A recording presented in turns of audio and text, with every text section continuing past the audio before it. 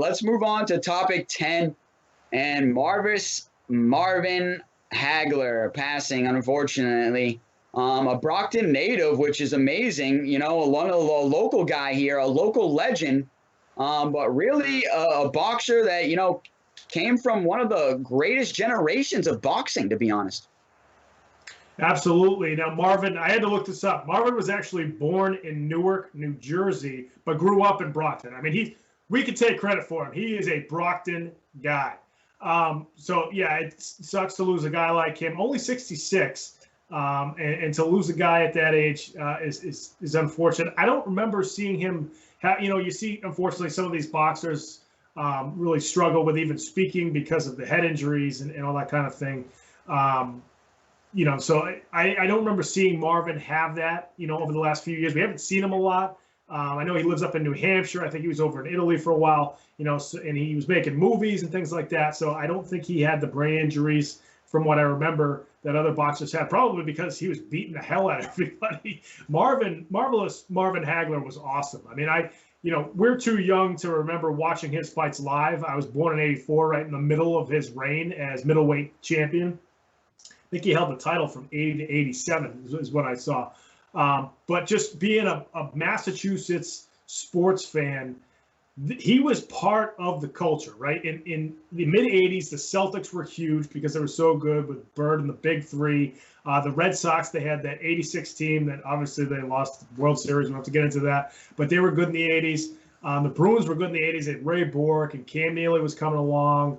And then you also had Marvin Hagler, who had fights at the Boston Garden, which was, I think, you know, unheard of before them. These massive fights when boxing really mattered. You know, the 60s and 70s were huge for boxing. And in the 80s, boxing was awesome, too, because you had these middleweights like Hagler and Roberto Duran and Sugar Ray Leonard. And then you had, you know, in the heavyweight division, Mike Tyson was coming up. And boxing was awesome in the 80s. And then I think in the 90s, it started to kind of fizzle out, you know, especially towards the end of the 90s. So this was sort of the last great decade of boxing, and Marvin Hagler was a huge part of that. So I even went back on YouTube over the last 2 days to just check out some of his fights, especially the Hearns fight. You know, it was only 3 rounds, but it was one of the greatest 3 rounds I've ever seen in boxing, just the way that, you know, those guys were just relentless. So it certainly sucks to see Hagler, you know, unfortunately passed away over the last couple of days, but you know, I'm hoping there's a Marvin Hagler documentary coming up. Maybe now that he's passed away, there's going to be one done, because I think it'd be so great to see. Yeah, no, he definitely deserves one. Like I said, a legend in the boxing game and a local legend here. I'd love to see Brockton do something too. I'd love to see Brockton put up a statue. And, you know, Brockton claims it's, you know, the big with Rocky Marciano. I would argue that Hagler was better than Marciano. So maybe you need to change that stadium name from Marciano Stadium to Hagler Stadium. And for any of fans, go and look at that Hagler-Hearns fight. I mean, Hagler versus Hearns was literally like one of the epic throwdowns of all time. Everybody knows that. So if you haven't seen that, I said pull it up on YouTube and go watch that, because that's one of the best fights of all time, where you got just 2 heavyweights, or you know, they weren't even heavyweights, but acting like heavyweights, just getting in there and just brawling it out. And so, like I said, this was the golden era of boxing. And like you said, you brought up, you know, like we got Hagler, Hearns, Sugar Ray Leonard, Tyson. Oh, man, so many great boxers, so many great matchups. Roberto Duran. I mean, just so many great boxers in that era and in that time. And sadly, we're starting to see them pass away. And he was only 66 years old. So really not that old, still pretty young. But sadly passed away. But I'm hoping, like I said, hopefully the city will do something to honor him going forward. But like I said, one of the greatest boxers of all time, and from one of the greatest generations of boxing of all time.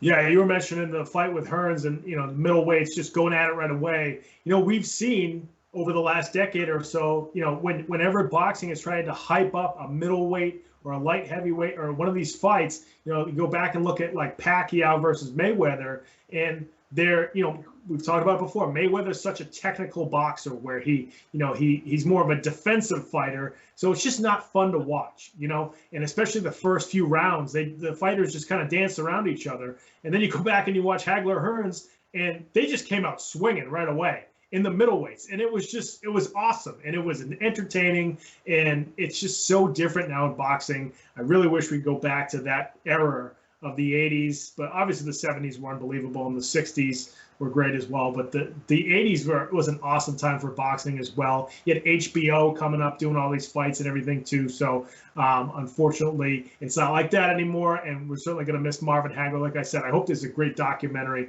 that comes out for Marvin. And I think you're right. I think there's going to be something in Brockton. They'll think of something out there, especially once the pandemic's over. We keep saying that about everything, but I think they're going to try to have something, I would imagine, where you might even have, Hagler Marciano Stadium, or the two boxing statues looking at each other like that would be really cool. So I think that's going to be something that Brockton's got to have on the horizon. So hopefully the town of Brockton does that pretty soon.